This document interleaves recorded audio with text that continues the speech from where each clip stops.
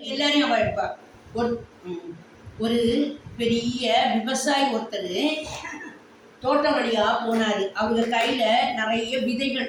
என்ன விதைகள் சொன்னா நெல் விதைகள். நெல் விதைகளை எடுத்துக்கொண்டு ஒவ்வொரு ஊரா போனாங்க. ஒரு ஊரா போய் எந்த நிலத்துல நம்ம விதையை விதைக்கலாம் அப்படின்னு சொல்லிட்டு விதையை விதைக்கிறதுக்கு ஒவ்வொரு ஊரா போய் ஒரு நிலத்தை கண்டுபிடிச்சாரு. கண்டுபிடிச்ச உடனே அந்த நிலத்து பக்கத்தில் கொண்டு வந்து நிலத்தை அப்படியே ஒரு இடத்துல வீசி எறிவார். அப்படியே இது ரோடு ஓரமாக போகிறாரு. வீசி எறியும் போது சில விதைகள் எங்கே போச்சுது?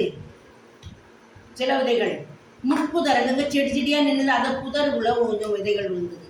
கொஞ்சம் விதை என்ன வச்சுன்னா பாறை ஓரமாக போய் கொஞ்சம் விதைகள் விழுந்தது. கொஞ்சம் விதை அது பக்கத்துலேயே போகும்போது வழி ஓரமாக போய் விழுந்தது. கொஞ்சம் விதைகள் தான் அந்த நல்ல நிலத்துல போய் விழுந்தது. அங்கே நல்ல உழுது பண்பட்ட இடத்துல கொஞ்சம் விழுந்தது. மற்றதெல்லாம் அங்கங்கே சிதறி போச்சு.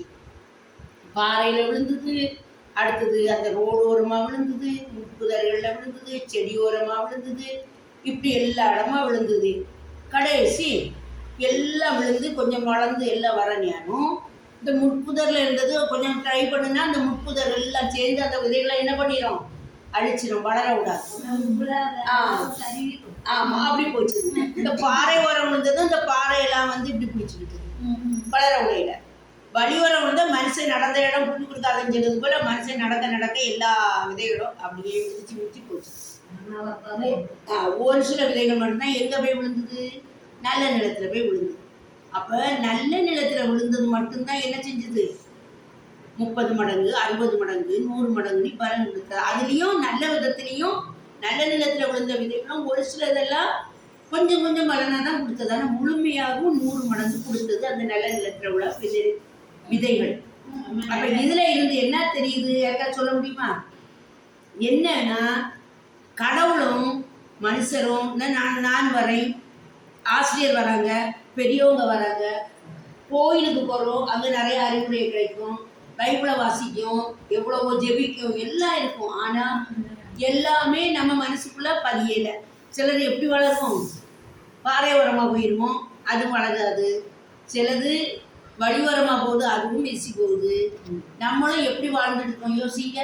ஞாயிற்றுக்கிழமை நானும் வந்து சொல்லிட்டு இருக்கேன், வாங்க ஞாயிற்றுக்கிழமை பூசைக்கு வாங்க, டெய்லி பூசைக்கு வாங்க, வீட்டில் குடும்ப ஜெபமான செய்யுங்க, அப்படி ஒவ்வொன்றும் சொல்ல சொல்ல அது எங்க சில நல்ல விதைகள் தான் என்ன செஞ்சது? கேட்டு நல்ல முறையில் வளர்ந்து பலன் கொடுத்தது. இப்போ நம்ம நல்ல விதைகளாக இருப்போமான்னு யோசித்து பார்ப்போம்.